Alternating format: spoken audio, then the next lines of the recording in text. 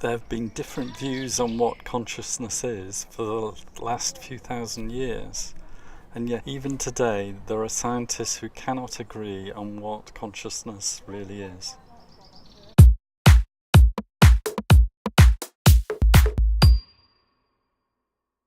We all experience consciousness because we all have this understanding of who we are and how we think. But the interesting thing is no one seems to understand how it works or what it really is. And this has been going on for centuries, if not thousands of years.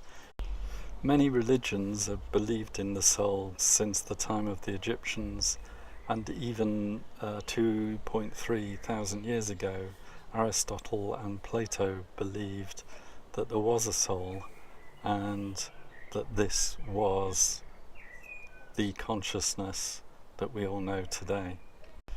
The philosopher Descartes said, "I think, therefore I am," and this was an expression of his own consciousness.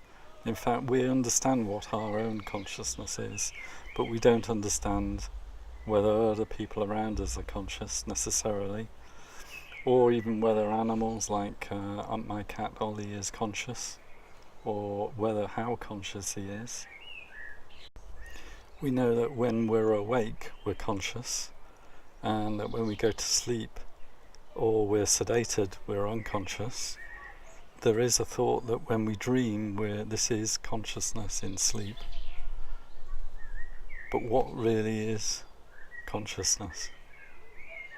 Historically, there's been two groups of philosophers that have had a view on what consciousness is. There's the dualists, the ones that actually believe in the soul, and the materialists, they believe in consciousness is inside us, it's part of our brains, and there is no soul.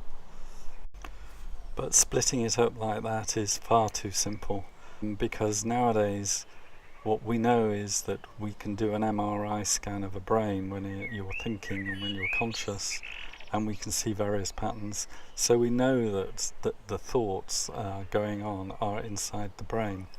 So this has reduced the dualists' effect, but you still have materialists who claim there is something extra.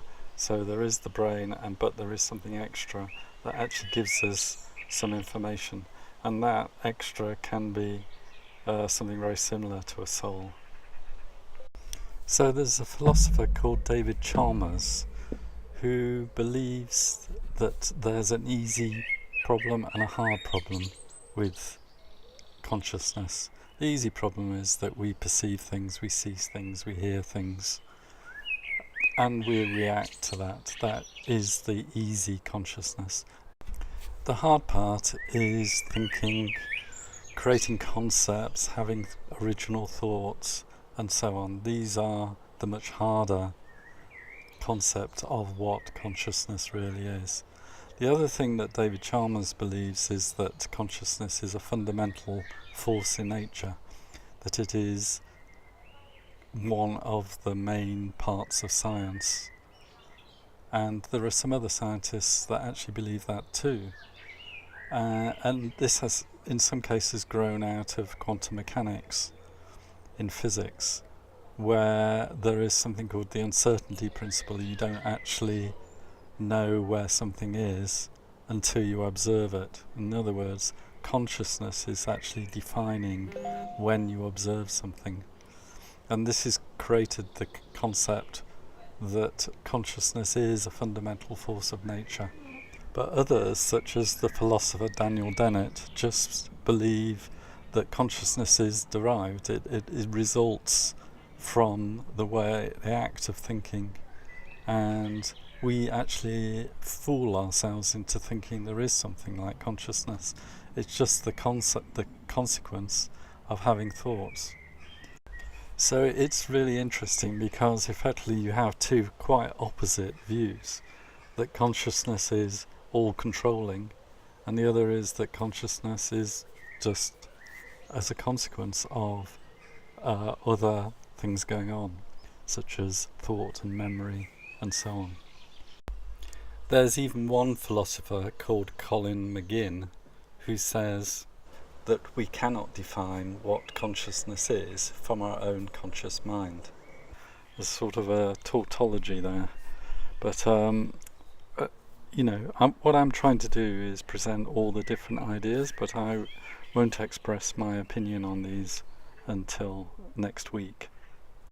And then there's a group of philosophers and scientists who believe that it is impossible for a computer to emulate an artificial intelligence, because, in particular, a consciousness, because it doesn't have the capabilities of consciousness.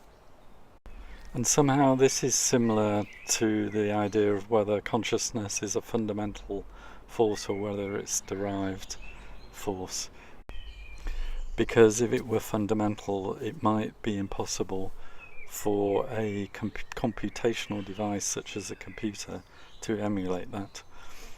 Again, I'm not expressing my opinion.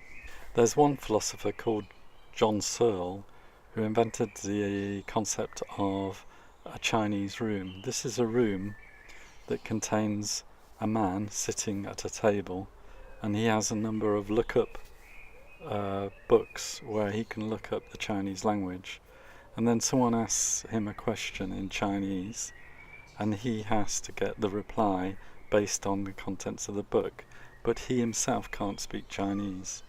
So this is an example of him saying that just purely looking up a set of rules isn't a conscious being. It's not someone that can actually speak Chinese. Now, this sort of story has been around for a number of years, and other people have actually complained that it's not quite right, that you should view the whole room as a system, just like a computer, and that the man in the room is purely the CPU, the one doing the processing, and that the whole system is itself intelligent and has some level of understanding. But John Searle believes consciousness cannot possibly be implemented on a computational device. And there are other people that also believe this. There is the physicist Roger Penrose, who is an expert in quantum mechanics, and he believes that some of the processes involved in consciousness are inspired by quantum mechanics. And he therefore believes that those processes can't be emulated in a microprocessor. So the question is, can we really emulate a conscious mind using a computer? And some people think you can, and some people think you can't. So next week we'll explain what I believe is possible and not possible, and what I believe consciousness really is. But for now, I'll leave you thinking about all these different thoughts and make your own conclusions.